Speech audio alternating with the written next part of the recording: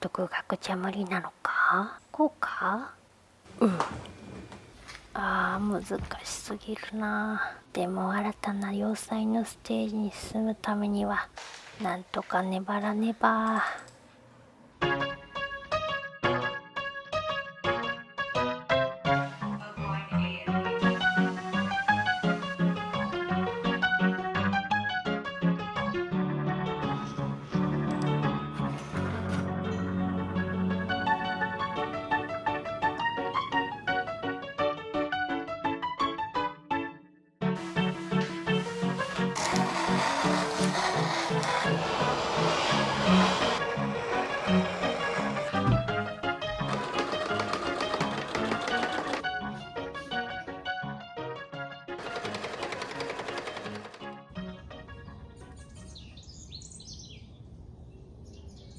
もう春を通り越してちょっと暑い。暑くなると今度はアメリカだと屋内がクーラーでとても寒くなる。教室内もすごく寒いそうで、長女は素敵でかっこいいジャケットが欲しいそう。今回も長女の原型から作ってあげたいのだけれど、いかんせん長女は成長期のど真ん中。どんどん身長も体型も変わる。そこで服作りをする時の難点が、毎回その成長に合わせて原型を作り直さなくちゃいけないことだ。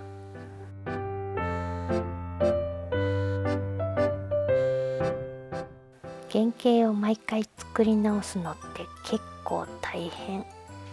大きなハトロン紙を広げて、計算も間違えないように気をつけながら複雑な図を描いていくのが本当に億劫だ。大人になってしまったら、一度作ればストレスが溜まって甘いものを爆食いなんてことをしない限り、体型はそこまで頻繁に変わらないからいいのだけれど、これから長女はどんどん変わるし、息子や次女もそうだろう。でも体型に合う服を作ってあげたい。労力を減らしてなんとか原型をサクサク作っていく方法はないだろうか。ところでこれはこないだ手作りしたコーヒーゼリーを牛乳に混ぜたもの。おいしい。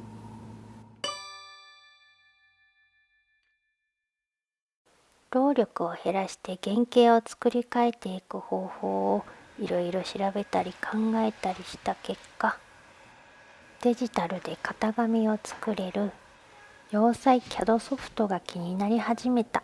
そういうソフトがあることは知っていたけど、まず CAD ってなんだ？プロが使うものと思っていたけど、ど素人の私が使えるのかな？有料？無料？そんな感じで隙間時間があれば洋裁 CAD ソフトについていろいろ調べ、なんとなく分かってきた気がする。CAD とはコンピューターエディットデザインの略で、日本語に直訳するとコンピューター支援設計だ。まあそれだけ聞いても何のこっちゃとピンとこないのだけれど、まあ簡単に言うと型紙を作成するソフト。そのソフトで例えば原型を作るとすると、そこに計算式や変数を設定できる。この変数というのはその名の通り、ウエストやバストなど変化する値のこと。その変数の数値を変えるだけで、そのサイズの原型が瞬時に作成することができる。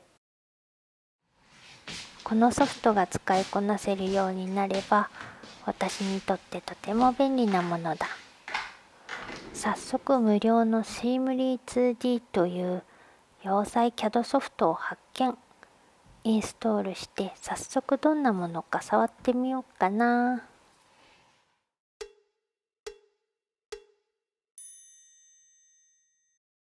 はい、なるほど。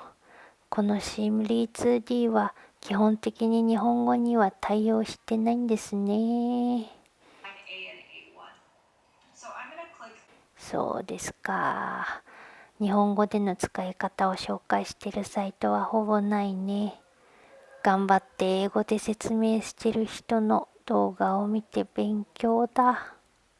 こりゃなかなか険しい道のりそうだ。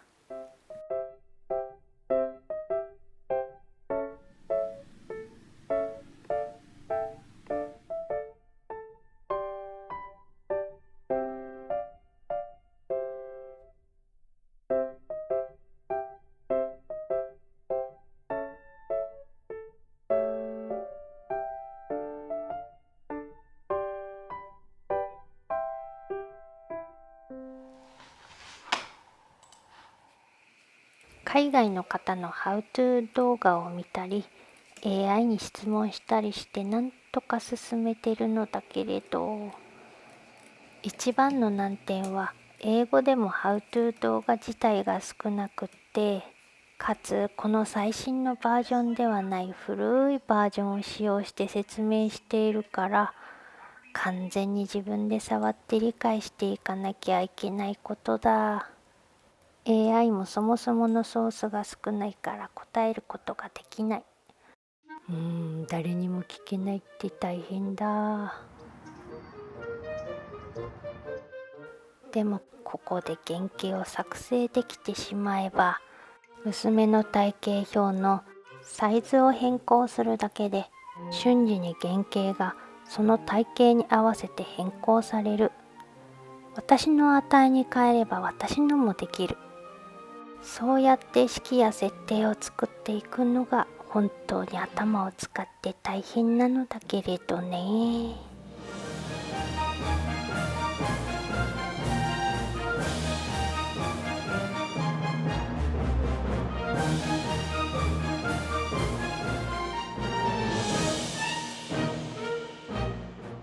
そうして1週間勉強して触り続けて、ついに原型をこのソフトで書くことができた。嬉しい。早速印刷だ。型紙は大きいからポスター印刷で分割されて印刷される。とりあえず見頃だけ印刷して確認してみよう。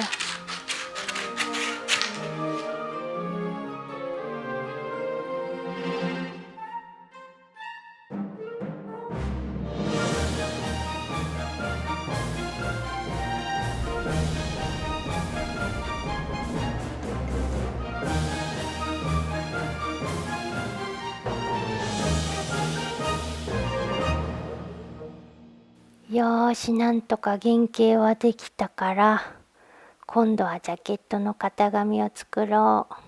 ゆとりも変数で入れられるなんてすごく便利な気がする。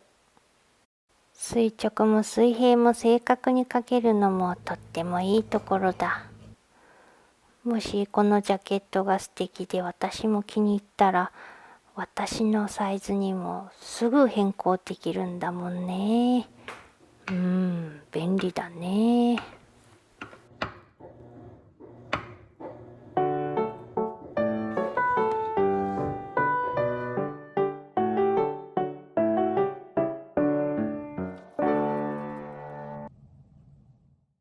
そんな感じで意気揚々とジャケットの型紙を作り始めたのだけれど、そこからがさらなる試練だった。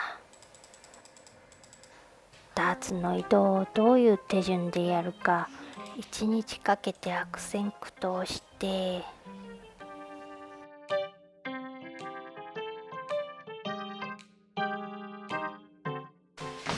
変数の設定を間違えて直すのに苦戦したり、とにかく質問できる相手がいないのが本当に大変だねこりゃ。そもそもまず最初にジャケットという難易度が高いものから始めたのがまずかったかな。わかったとかわからないよとか、そんなことを繰り返しながら、それまた数日間かけて作った。また紙に戻ればもっと簡単だけれど、ここを突破したらまた次のステップに行ける気がする。そうしてまた1週間が経ち、やっとなんとか原型からジャケットの型紙をこのソフトで作れたかな。不安は残るけど、とりあえずこの型紙を切っていってみよう。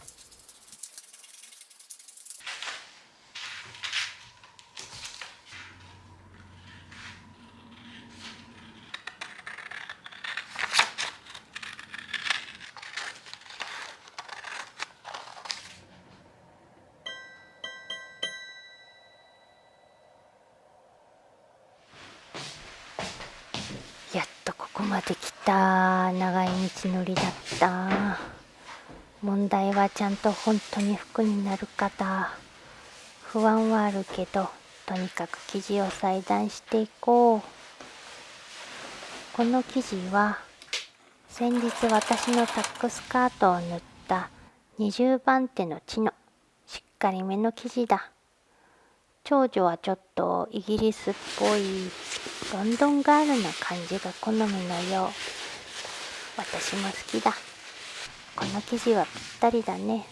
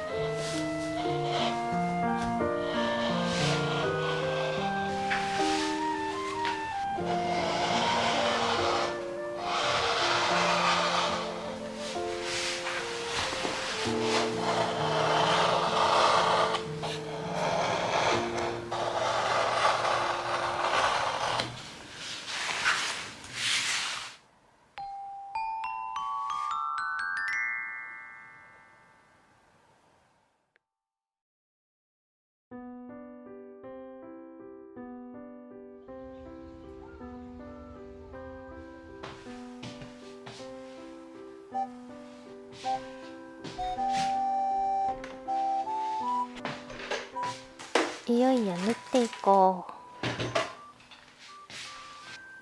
ダーツを縫っていこう。前2本と後ろ2本、合計4本だ。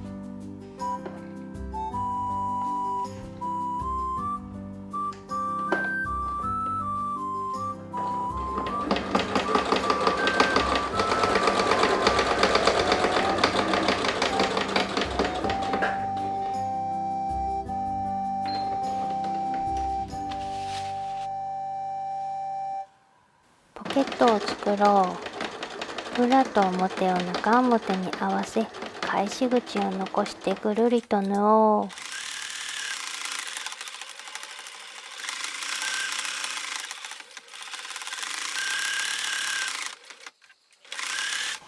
角の縫い代をカット。カーブに切り込みを入れて表に返そう。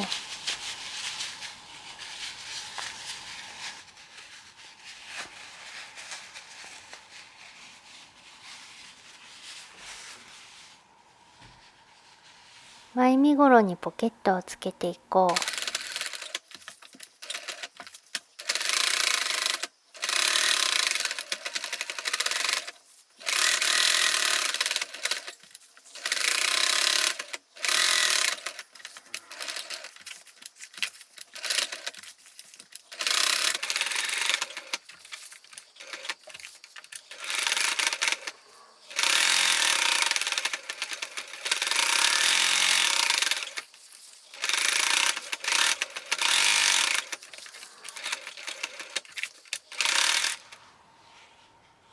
見返しの端を5ミリ折りながらジグザグミシンをかけていこう。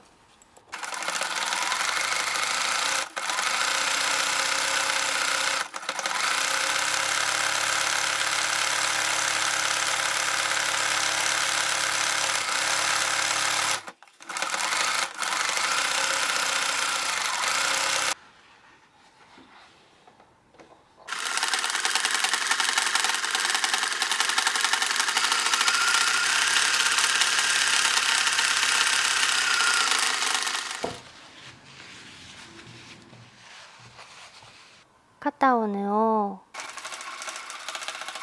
黒縫いで縫っていく。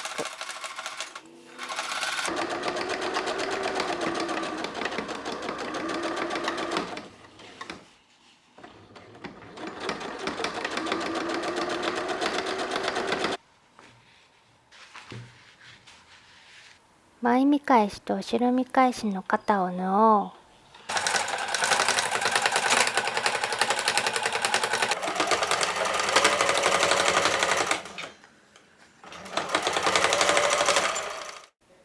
ここまでは順調だったのだけれど、不安が的中。襟のパターンがうまく引けていなかったようで、ほどいては書き直して縫い直し、ほどいては書き直して縫い直し。これが3回目の襟作りの挑戦。失敗の原因はちゃんと頭で理解して引いてなかったからだろうな。ジャケットの襟はとっても難しいことは本当によくわかった。なんとかこれで襟ができるといいのだけど、帳尻合わせ的に作ったから不安だ。まだまだ修行が足りないね。ちなみに今は表襟と裏襟を中表で縫い合わせてるところ。襟を表布と見返しの間に挟んで縫ったら、見返しの肩の縫い代を表の方の縫い代に浮かないように少しまつろう。脇を縫おう。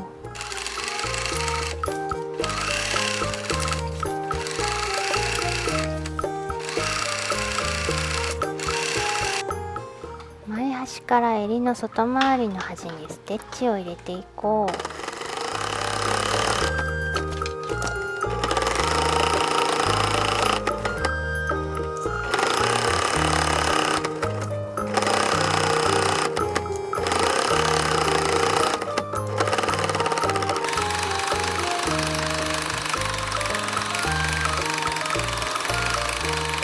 裾を縫おう。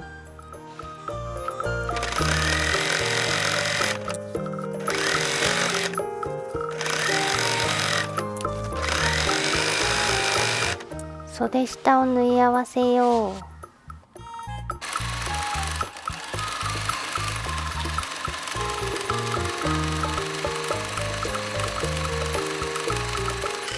袖口も三つ折りで縫う。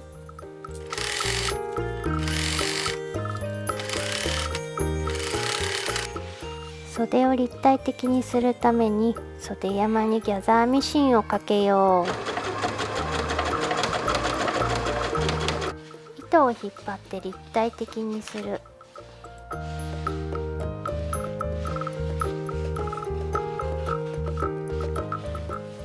袖を身ごろにつけていこう。